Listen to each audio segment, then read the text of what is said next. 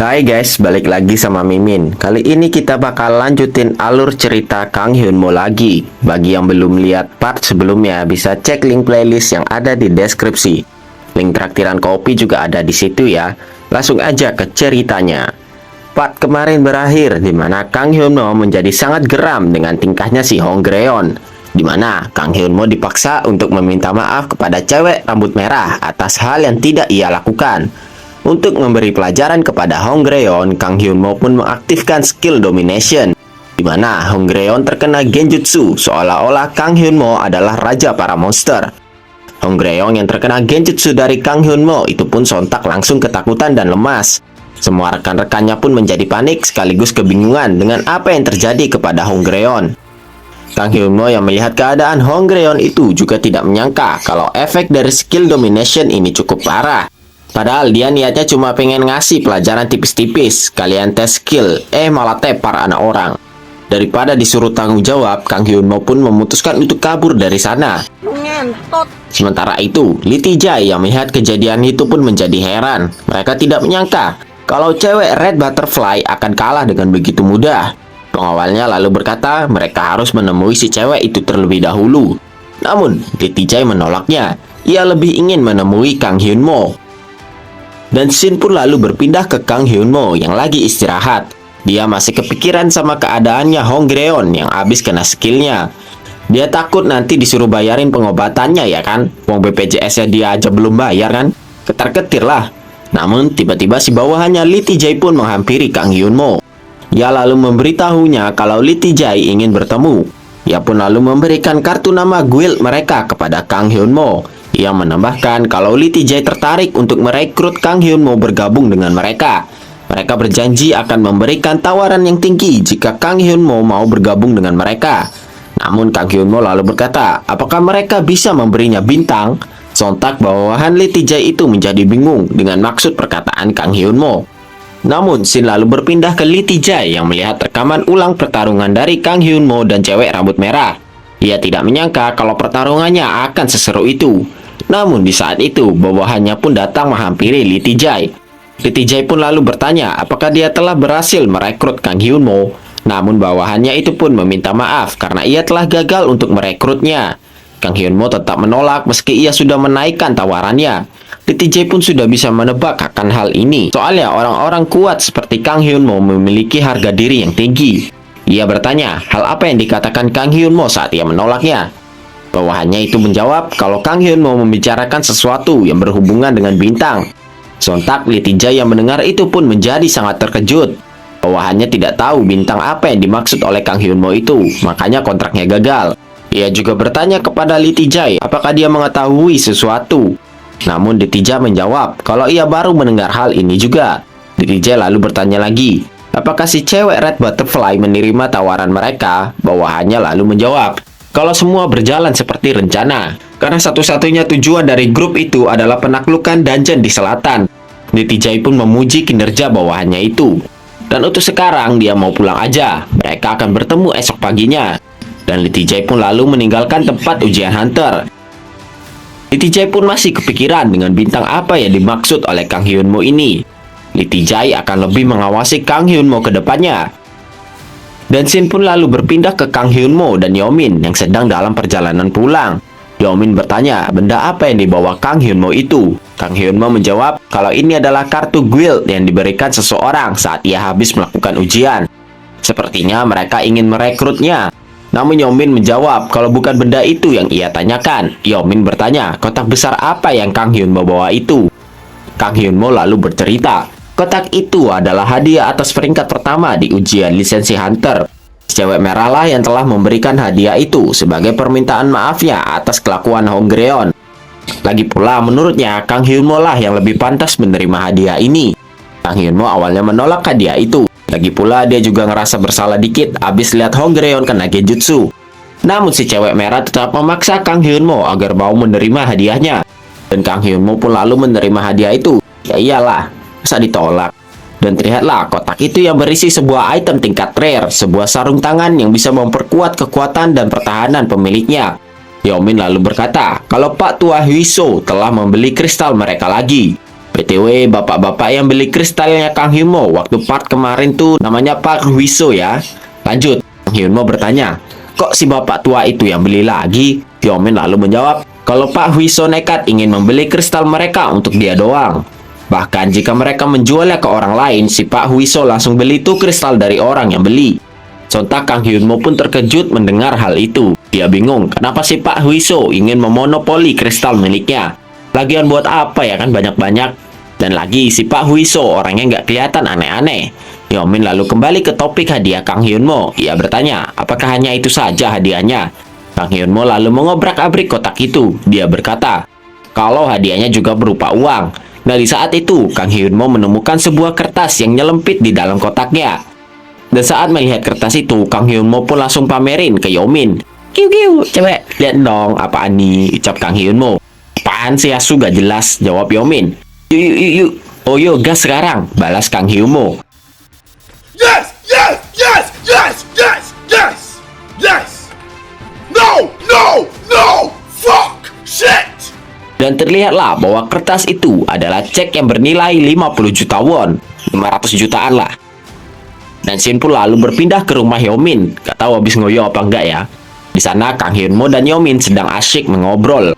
Namun tiba-tiba Kang Hyun Mo mencium bau darah dari arah belakangnya. Sontak Kang Hyun Mo pun lalu merubah sikapnya dan menjadi sangat serius. Ia menoleh ke arah sumber darah itu berada. Ia meminta Hyomin untuk masuk ke dalam mobil saja dan kunci pintunya, biar kalau ada apa-apa langsung wush-wush kabur. Hyomin pun menjadi bingung kenapa si Kang Hyun Mo menyuruhnya masuk mobil padahal udah di depan rumah. Kang Hyun Mo memberitahu Hyomin untuk tidak keluar dari mobilnya sampai ia kembali. Dan Kang Hyun Mo pun lalu menghampiri sumber bau itu. Dan terlihatlah sudah banyak orang yang dalam keadaan babak belur di sana. Pantas aja bau darah ya kan? Dan di sana Kang Hyun Mo melihat Pak Hwiso yang tengah nyantai habis bantai orang-orang itu. Pak Hwiso pun menyapa Kang Hyun Mo. Ia juga menjelaskan kalau orang-orang yang tepar itu adalah anggota Yakuza dari Jepang yang tertarik dengan kristal milik Hyun Mo. Dan akhirnya mereka menuju kemari. Tapi tidak semudah itu Ferguso. Dibantai lah sama Pak Hwiso. Soalnya dia nggak mau bagi-bagi ya kan. Pak Hwiso juga memberitahu Kang Hyun Mo kalau para hunter peringkat atas juga tertarik dengan kristal miliknya. Untung aja dia datang ya kan. Kalau nggak Hyomin bisa berbahaya. Mendengar itu Kang Hyun Mo lalu bertanya apa yang diinginkan oleh Pak Hwiso. Pak Hwiso lalu meminta Kang Hyun Mo untuk membuat aliansi dengan Lee Tae-jae. Mendengar itu Kang Hyun Mo pun menjadi tahu siapa dalang yang menyuruh Pak Hwiso. Kang Hyun Mo menjawab kalau baru saja tadi dia menolak tawaran dari Lee Tae-jae. Kok bisa pas banget ya, ucap Kang Hyun Mo. Pak Hwiso lalu berkata kalau selama ini dia telah menyelidiki Kang Hyun Mo. Namun dia tidak berhasil mendapatkan informasi apapun. Seolah-olah informasinya tentang Kang Hyun Mo sudah disembunyikan. Sontak Kang Hyun Mo yang mendengar itu pun menjadi kebingungan. Apa coba dia buka laptop aja gak bisa ya kan, menyembunyiin data, kan kocak. Are you sure about that? Pak Hwiso lalu berkata lagi, kalau dari yang ia tahu, Kang Hyun Mo ini sangatlah mencurigakan dari punya kristal tingkat tinggi, biasa aja waktu di dungeon, dan punya kekuatan OP lagi, padahal cuma pembersih dungeon doang. Mana masuk akal? Pak Hwiso curiga kalau Kang Hyun Mo merupakan anggota dari suatu organisasi rahasia. Tapi apapun itu, Pak Hwiso meminta Kang Hyun Mo untuk beraliansi dengan Lee Tae-jae. Sontak Kang Hyun Mo pun mencoba meluruskan kesalahpahaman kepada Pak Hwiso. Mana ada Kang Hyun Mo ikut organisasi rahasia, pramuka baru aja dia ikut. Namun si Pak Hwiso malah tambah salah sangka. Ia kira Kang Hyun Mo nggak mau menerima tawarannya. Dan Pak Hwiso pun lalu mengeluarkan aura bertarungnya dan dia akan memaksa Kang Hyun Mo untuk menuruti kemauannya. Kang Hyun Mo pun sontak panik dan dia mencoba untuk meluruskan kesalahpahaman ini. Namun dengan pergerakan yang sangat cepat, tongkat dari Pak Hwiso sudah berada di depan batang leher Kang Hyun Mo. Namun wush, Kang Hyun Mo pun berhasil menghindari serangan mendadak Pak Hwiso itu. Serangan Pak Hwiso itu tidak bisa diremehkan. Soalnya cuma dari serangan sederhana kayak gitu bisa berakibat fatal. Lihat aja noh efek anginnya. Melihat kalau Pak Hwiso ngotot, Kang Hyun Mo pun akan melancarkan sebuah serangan biar Pak Hwiso nggak bacot terus. Pak Hwiso yang melihat serangan Kang Hyun Mo itu pun akan menerimanya saja. Toh dia pikir paling dikit aja sakitnya. Namun bruak, Pak Hwiso pun terpental setelah menerima pukulan Kang Hyun Mo itu. Dia pun menjadi terkejut karena Kang Hyun Mo menggunakan item yang harusnya diterima si cewek rambut merah atas kemenangannya. Dengan aura bertarungnya, Kang Hyun Mo pun menantang Pak Hwiso untuk bertarung. Maju kau Pak Tua bau tanah. Pak Wiso yang mendengar itu pun lalu bersiap dan ia lalu membuka jasnya. Pak Wiso berkata kalau ia tidak punya cara lain selain adu jotos. Pak Wiso pun melemparkan jasnya itu ke Kang Hyun Mo. Kang Hyun Mo pun langsung mengibaskan jas itu dari pandangannya dan terlihatlah si Pak Wiso yang sudah full prepare di mana tongkatnya telah ia ganti dengan sebuah pedang. Dengan aura bertarungnya, Pak Wiso mendekati Kang Hyun Mo. Kang Hyun Mo yang melihat itu pun sontak protes. Dasar Pak Tua jingan, malah bawa pedang asu, tangan kosong kalau berani. Dan Kang Hyun Mo pun lalu mengaktifkan skill Battle Helper. Pak Wiso pun memulai serangannya, di mana ia melancarkan banyak tebasan ke arah Kang Hyun Mo. Namun, dengan cukup susah payah, Kang Hyun Mo pun berhasil menghindari semua serangan Pak Wiso itu. Kang Hyun Mo pun lalu mundur beberapa langkah hingga ia mencapai tembok untuk membuat pijakan. Dan Kang Hyun Mo pun lalu melompat ke arah belakang Pak Wiso untuk menghindari tebasannya yang gak berhenti-henti. Kang Hyun Mo yang baru senang pun gak dikasih nafas karena pedang dari Pak Wiso sudah berada di depan wajahnya. Namun wush, Kang Hyun Mo pun masih bisa menghindar sepersekian detik sebelum mukanya bolong. Kayak Rengoku nanti jadi donat. 괜찮아. 괜찮아요. Di saat Pak Wiso sudah mendekat, Kang Hyun Mo pun lalu mencekram bajunya agar dia tidak bisa kabur. Dia lalu mengaktifkan skill Domination. Pak Wiso langsung terkejut saat ia merasakan skill Kang Hyun Mo itu. Dan di saat Pak Wiso sudah tepar, Kang Hyun Mo pun akan membantingnya ke tanah dengan keras. Namun di saat itu, ternyata Pak Wiso sudah tersadar dari genjutsu Kang Hyun Mo. Ia berkata kalau skill Kang Hyun Mo ini cukup aneh. Dan slash, Pak Wiso pun berhasil memberikan sayatannya kepada Kang Hyun Mo. Dan terlihatlah Kang Hyun Mo yang kesakitan karena tangannya terluka cukup parah. Pak Wiso sengaja tidak menebas leher Kang Hyun Mo karena dia nggak pengen bunuh Kang Hyun Mo. Ia lalu bertanya, siapa yang telah memerintahkan Kang Hyun Mo? Namun sambil tersenyum, Kang Hyun Mo mengingatkan kepada Pak Wiso kalau ia sudah melupakan sesuatu yang penting. Dan terlihatlah pedang milik Pak Wiso yang terkena darah dari Kang Hyun Mo mulai meleleh akibat darah racun miliknya. Kang Hyun Mo yang melihat Pak Wiso sedang teralihkan oleh efek racun darahnya pun tidak menyia-nyiakan kesempatan.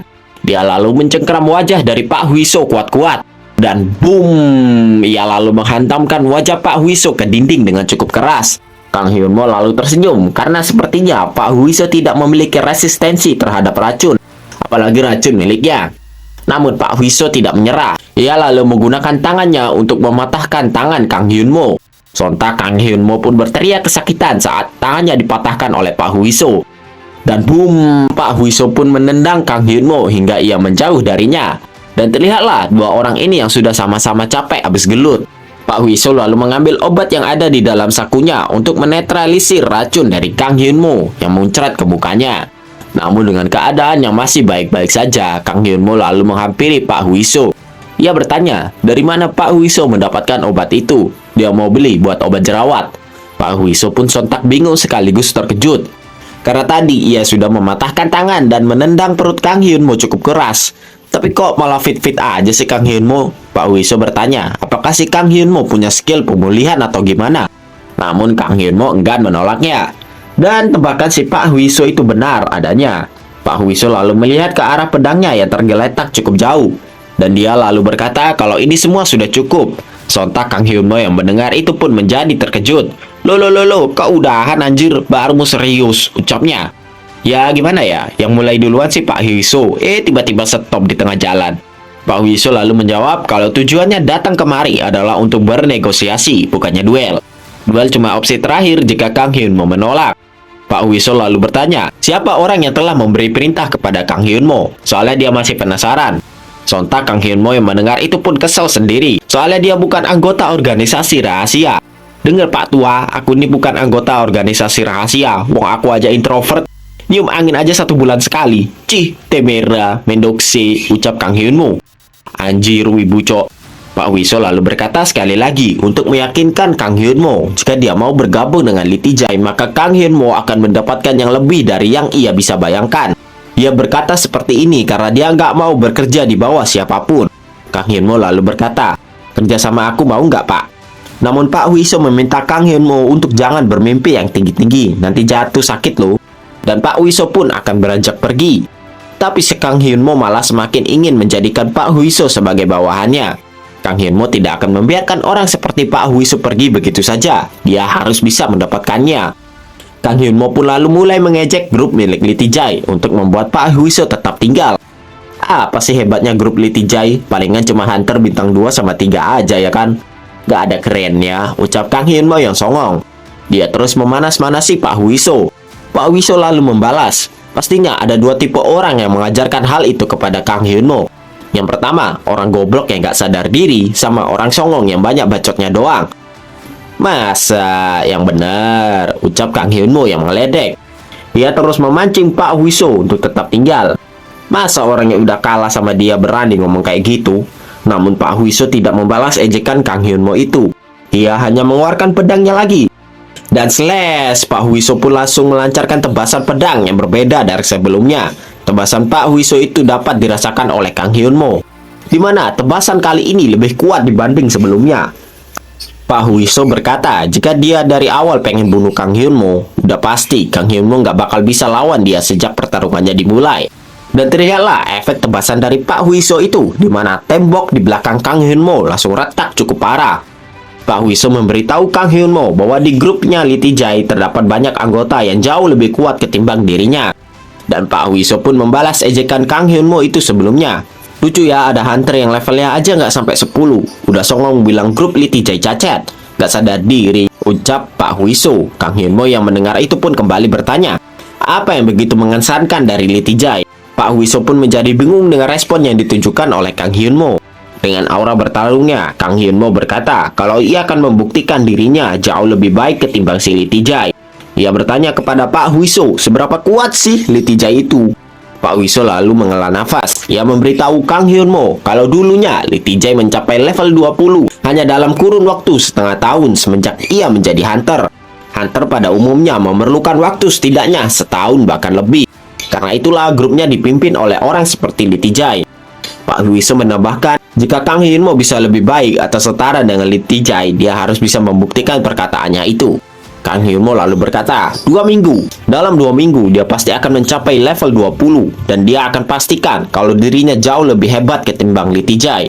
Dan di saat ia berhasil, maka Pak Huiso harus mau bekerja sama dengannya. Namun Pak Huiso menjawab kalau dia tidak punya keharusan untuk menerima taruhan dari Kang Hyun Mo. Pak Huiso lalu beranjak pergi meninggalkan Kang Hyun Mo.